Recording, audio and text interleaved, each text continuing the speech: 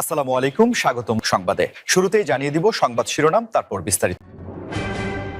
৪০ দিনের যুদ্ধেও ভাঙেনি ইরান, মার্কিন গোয়েন্দা রিপোর্টে ফাঁস ভয়ঙ্কর সত্য। প্রায় ৪০ দিনের রক্তক্ষয়ী যুদ্ধ, মার্কিন বোমা, ইসরায়েলি হামলা, আকাশ জুড়ে আগুন, তারপর যুদ্ধবিরতি। ওয়াশিংটন আর তেল আবিব তখন বিজয়ের গল্প বলছিল, দাবি করেছিল ইরান শেষ, কিন্তু এখন খোদ মার্কিন গোয়েন্দা তথ্যই বলছে গল্পটা পুরোই উল্টো। যুদ্ধবিরতির মাত্র ৬ সপ্তাহের মাথায় ইরান আবার ড্রোন বানাচ্ছে, ক্ষেপণাস্ত্র ঘাঁটি মেরামত করছে, লঞ্চার পুনর্নির্মাণ করছে।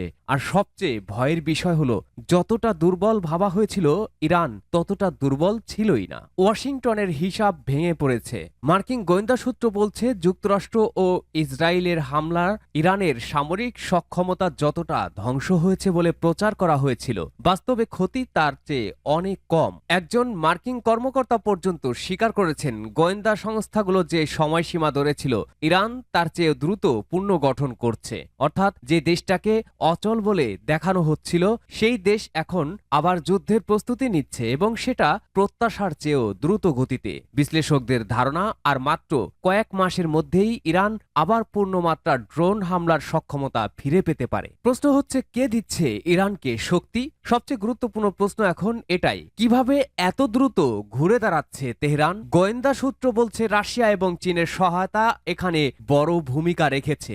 সংঘাত চলাকালেও চীন নাকি ক্ষেপণাস্ত্র তৈরির বিভিন্ন উপাদান সরবরাহ বন্ধ করেনি। যদিও বেইজিং সব অভিযোগ অস্বীকার করেছে, কিন্তু বাস্তবতা হলো ইরানের প্রতিরক্ষা অবকাঠামোর বড় অংশ পুরোপুরি ধ্বংসই হয়নি। তাই তাদের শূন্য থেকে শুরু করতে হচ্ছে না। অর্থাৎ ওয়াশিংটন ভেবেছিল ধ্বংসস্তূপ রেখে এসেছে, কিন্তু বাস্তবে অনেক কারখানাই এখনো বেঁচে ছিল, আর সেই কারখানাগুলো আবারও আগুন জ্বালাচ্ছে। সবচেয়ে ভয়ঙ্কর তথ্য, ইরানের অস্ত্র এখনো বেঁচে আছে। মার্কিন গোয়েন্দা মূল্যায়নে উঠে এসেছে আরও উদ্বেগজনক তথ্য। যুক্তরাষ্ট্রের হামলার পরেও ইরানের প্রায় ২/৩ ক্ষেপণাস্ত্র লঞ্চার অক্ষত রয়েছে।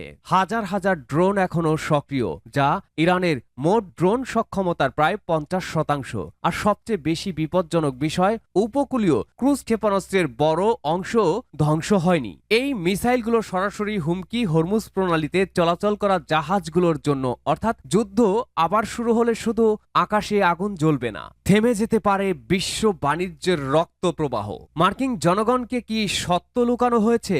এখন সবচেয়ে বড় বিতর্ক উঠেছে এখানেই। মার্কিন সেন্টকম প্রধান অ্যাডমিরাল ব্রাড কুপার বলেছিলেন, অপারেশন এপিক ফিউরি ইরানের প্রতিরক্ষা সক্ষমতার ৯০% ধ্বংস করেছে। তিনি দাবি করেছিলেন, ইরানের ঘুরে দাঁড়াতে বছরের পর বছর লেগে যাবে, কিন্তু এখন গোয়েন্দা তথ্য বলছে কয়েক বছর না, কয়েক মাস। অর্থাৎ প্রশ্ন উঠছে, ওয়াশিংটন কি নিজেদের জনগণকে আসল চিত্র দেখায়নি? যুদ্ধের বাস্তবতা কি আড়াল করা হয়েছে? কারণ যদি ইরান দ্রুত ফিরে আসে, তাহলে সেই বিজয় আসলে কতটা সত্য ছিল?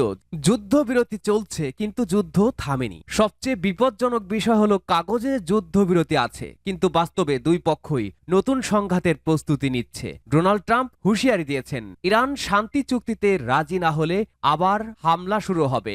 আর তেহরানও স্পষ্ট জবাব দিয়েছে, নতুন হামলা হলে মধ্যপ্রাচ্যের মার্কিন ঘাঁটিগুলোর নিশানায় আসবে। এবার আরো দূরের লক্ষ্য বস্তুতে আঘাত হানা হবে। অর্থাৎ এটা আর শুধু ইরান বনাম ইসরায়েল নয়, এটা পুরো অঞ্চলকে ধীরে ধীরে টেনে নিচ্ছে নতুন যুদ্ধের দিকে। হরমুজের পাশে মানুষ ঘুমাতে পারে না। বিশ্ব রাজনীতি যখন শক্তির খেলা খেলছে, তখন সাধারণ মানুষ বাঁচার লড়াই করছে। ইরানের বন্দর আব্বাস শহর এখন আতঙ্কের নগরী। হরমুজ প্রণালীর পাশের এই শহরে মানুষ রাতের পর রাত ঘুমাতে পারছে না। চারিদিকে যুদ্ধ বিমানের শব্দ, বোমা বিস্ফোরণের আতঙ্ক। এক বাসিন্দা বলছিলেন, দিন হোক বা রাত, সবসময় মনে হতো এখনই কিছু একটা হবে। এটাই যুদ্ধের আসল চেহারা। টেলিভিশনে যুদ্ধ মানে মানচিত্র আর বিস্ফোরণ, কিন্তু বাস্তবে যুদ্ধ মানে একটা শিশুর ঘুম হারিয়ে যাওয়া, একটা মায়ের আতঙ্ক, একটা শহরের নীরব কান্না। আজ পুরো পৃথিবী নতুন এক বাস্তবতার সামনে দাঁড়িয়ে। ৪০ দিনের যুদ্ধের পরেও ইরান ভাঙেনি, বরং আবার উঠে দাঁড়াচ্ছে। আর সেই বাস্তবতা ওয়াশিংটনের জন্য সবচেয়ে অস্বস্তিকর, কারণ যুদ্ধবিরতির নিচে এখনো চাপা পড়ে আছে আগুন। আর যদি সেই আগুন আবার জ্বলে ওঠে তাহলে মধ্যপ্রাচ্যের আকাশে শুধু মিসাইলই উড়বে না, কেঁপে উঠবে পুরো বিশ্ব অর্থনীতি।